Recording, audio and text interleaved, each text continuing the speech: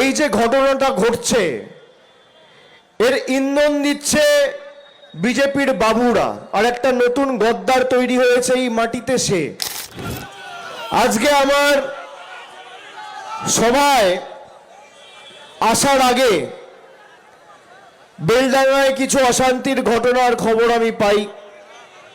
গতকালও হয়েছে। পার্টির তরফ থেকে আমাকে অনেকে সকালে ফোন করে বলে যে আজকে সভাটা করার দরকার নেই, 2 দিন 3 দিন পরে করলে হবে, অনেকে আসতে পারবে না, বেলডাঙ্গায় অনেক গাড়ি আটকে থাকবে। পরবর্তীকালে আমার যতটুকু লোকজনের সাথে পরিচিতি আছে, প্রশাসনিক মহলে যে কটা লোককে আমি চিনি জানি, সংবাদ মাধ্যমের বন্ধুরা যারা আছেন, আমি সবার সাথে সকাল 11টা থেকে কথা বলছি। তারপর খোঁজ নিয়ে দেখলাম এই যে ঘটনাটা ঘটছে এর ইন্ধন দিচ্ছে বিজেপির বাবুরা, আর একটা নতুন গদ্দার তৈরি হয়েছে এই মাটিতে। সে আমি যদি আজকে এখানে না আসতাম তাহলে সেই গদ্দারদের অক্সিজেন দেওয়া হতো।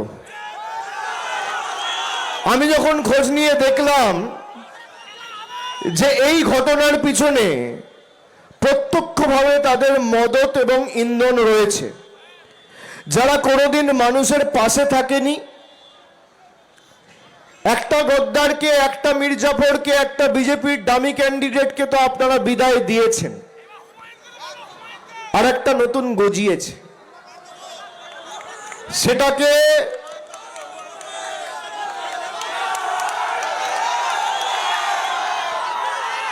গণতান্ত্রিকভাবে ব্যবস্থা করতে হবে। ধর্মে ধর্মে বিভাজন তৈরি করে মানুষকে মানুষের বিরুদ্ধে যারা লেলিয়ে দেয়, তাদের বিরুদ্ধে মুর্শিদাবাদকে এক হতে হবে। মুর্শিদাবাদে কোন রকম ভাবে কোনো বুথে যদি কেউ বিজেপির বিভাজনের রাজনীতির বিষ বপন করে বিভাজন তৈরি করতে পারে, তাহলে মুর্শিদাবাদ দুর্বল হবে আর বিজেপি শক্তিশালী হবে।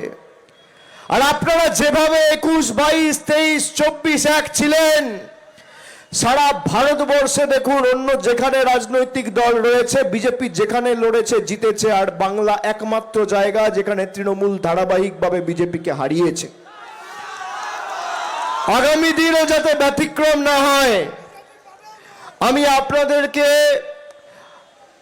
অ্যাপিল করব, আপনাদের সকলকে করজোড়ে অনুরোধ করব, আপনাদের কাছে আবেদন রাখব।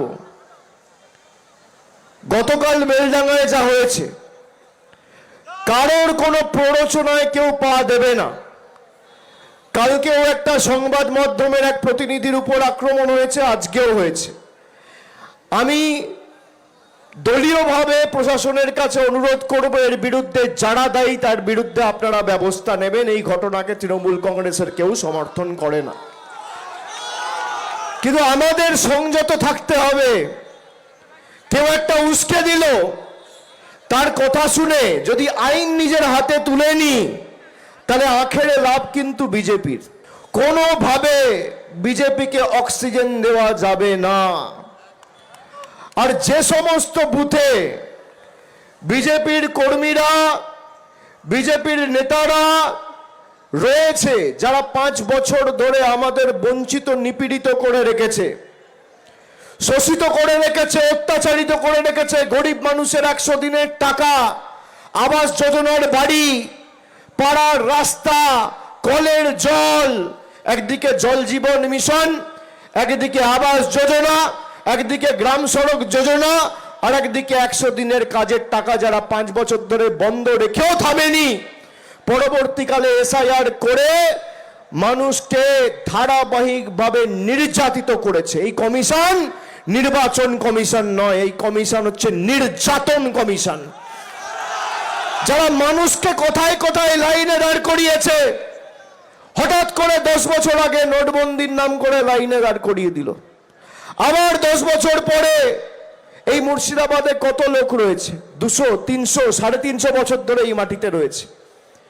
মুর্শিদাবাদের মানুষের কাছে 100 বছর 150 বছর আগের সম্পত্তির কাগজ রয়েছে। আজকে আমাদের লাইনে দাঁড়িয়ে নাগরিকত্বের প্রমাণ দিতে হবে নরেন্দ্র মোদীকে, অমিত শাহকে, যারা আমাদের পরিযায়ী ভাইদের উপর অত্যাচার করেছে। আমি আপনাদেরকে বলছি, আমার ফোনটা দাও তো একবার, একটা নাম্বার আপনাদেরকে দিচ্ছি। জেলা শাসকের পক্ষ থেকে একটা হেল্পলাইন চালু করা হয়েছে, সেই হেল্পলাইন নাম্বারটা সকলে লিখে নিন।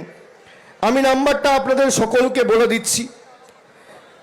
জেলা প্রশাসনের তরফ থেকে, জেলা শাসকের তরফ থেকে পরিযায়ী শ্রমিক ভাইদের জন্য আলাদা হেল্পলাইন নাম্বার চালু করা হয়েছে।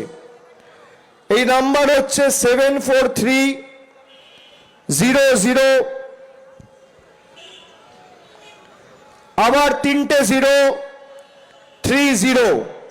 আমি আবার বলছি, দুটো নাম্বার রয়েছে, একটা হচ্ছে 743, তারপর 5টা 0, তারপর 30। আর একটা নাম্বার হচ্ছে 91478888, তারপর 388। 9147888388, 9147, তারপর 3টে 8, তারপর 3, তারপর 2টো 8। এই নাম্বারে যদি কারোর কোনো অসুবিধা হয় সরাসরি যোগাযোগ করবেন। আমাদের প্রশাসন আপনাদের পাশে যা আইনি সহায়তা দরকার আইনি সহায়তা প্রদান করে আপনাদের বাড়ি ফিরিয়ে আনার ব্যবস্থা করবে।